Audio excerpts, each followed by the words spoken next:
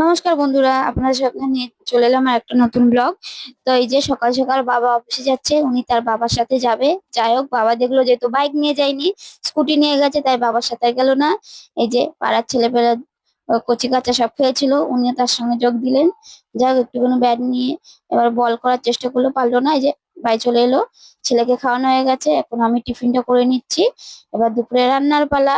এই যে দুপুরে সবজি মানে মা সব বাজার করে এনেছিল, পাট শাক, কচুর শাক, তারপরে লাউ শাক, কলা, কি যেন, গাজর, পটল, লঙ্কা, যা যা লাগে সব এনেছে। তো এগুলো সব বের করে নিচ্ছিলাম কি কি লাগবে। আর তার সঙ্গে এনেছিল মাছ, আজকে মাছ ছিল কাটা পোনা। উম তো মাছটা মানে কাটিয়ে এনেছে, কোনো সাইজ ছিল না, তাই না আমি নিজেই কেটে নিলাম। তাই মাছটা ধুয়ে এই যে তেলের উপর দিয়ে দিলাম।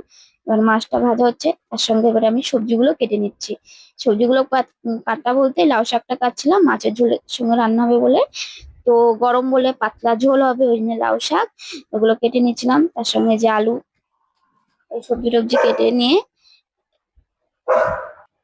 এই যে মাছের ঝোলের সবজিটা কাটা হয়ে গেছে। এবার শাকগুলো বেছে নিচ্ছিলাম, পাট শাক। এই যে শাকটাও বেছে নিয়েছি। এবার টমেটো, লঙ্কা, যা যা লাগে ওগুলো কেটে নিয়েছি। এবার কড়াই ফোড়নে দিয়ে দিলাম সাদা জিরে, তেজপাতা। এবার সবজিটা দিয়ে দিলাম। আপনারা এমন করে পাতলা ঝোল রান্না করতে পারেন, দেখবেন খুবই ভালো লাগে। আমার তো ভালো লাগে, তাই আমি করি, আমি আমার মতন করে করি। এবার টমেটো আর কাঁচা লঙ্কাটা দিয়ে দিলাম। এবার এগুলো একটু মানে ভালো করে একটু কষিয়ে নিয়ে এবার নুন আর হলুদ, ব্যাস, আর কিচ্ছু দেবেন না। আমি আদা বাটাও দিই না, আমার প্রয়োজন পড়ে না। এবার জলটা দিয়ে দিয়েছি। এবার জলটা ফুটে গেলে, এই ফুটে গেছে, মাছটা দিয়ে দিলাম। ব্যাস, মাছও দেওয়া হয়ে গেছে, ঝোলটা ফুটে গেছে, দেখলাম আলুগুলো সেদ্ধ হয়ে গেছে। এবার নুন টুন এবার স্বাদ মতন দিয়ে দিচ্ছি, আর দিয়েছি একটু ভাজা মশলা, আর কিচ্ছু না। এবার শাক ভাজার জন্য কালো জিরে, রসুন আর পেঁয়াজ ফোড়নে দিয়ে দিলাম। এবার কাঁচা লঙ্কাটাও দিয়ে দিলাম। এই যে শাকগুলো দিয়ে দিচ্ছি। আমার শাক ভাজার মধ্যে রসুনটা বেশ ভালো লাগে, আমি কুচিয়ে না, আমি রসুনটা থেতো করে দিই, বেশ ভালো লাগে। এই যে রান্না টান্না, শাকটা ভাজা হয়ে গেছে। আমি এবার রান্না টান্না কমপ্লিট, স্নান টান করে খেতেও চলে এসেছি। এই যে দুপুরে যা যা হয়েছে, শাক ভাজা, মাছের ঝোল, আর ছিল পুঁই শাক, সেদিনকে যে কাঁকড়া দিয়ে করেছিলাম। আর গরমের দিনে স্পেশাল হলো আমের চাটনি। আর আমাদের বাড়িতে যেই সময়, যখনকার সময় সেই সময় চাটনি হয়। এই যে ভাত দিয়ে খেতেও বসে গেছি। এবার তাতে করে দেখুন না, খেয়ে নিচ্ছি, ছেলে ঘুমায় বলে এদিকে কাঁদছে।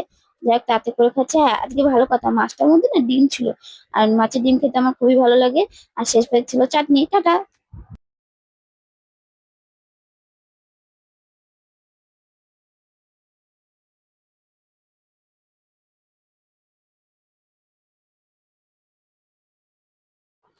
এই যে শাক দিয়ে খাওয়ার পর এবার মাছের ঝোলটা নিয়ে নিলাম।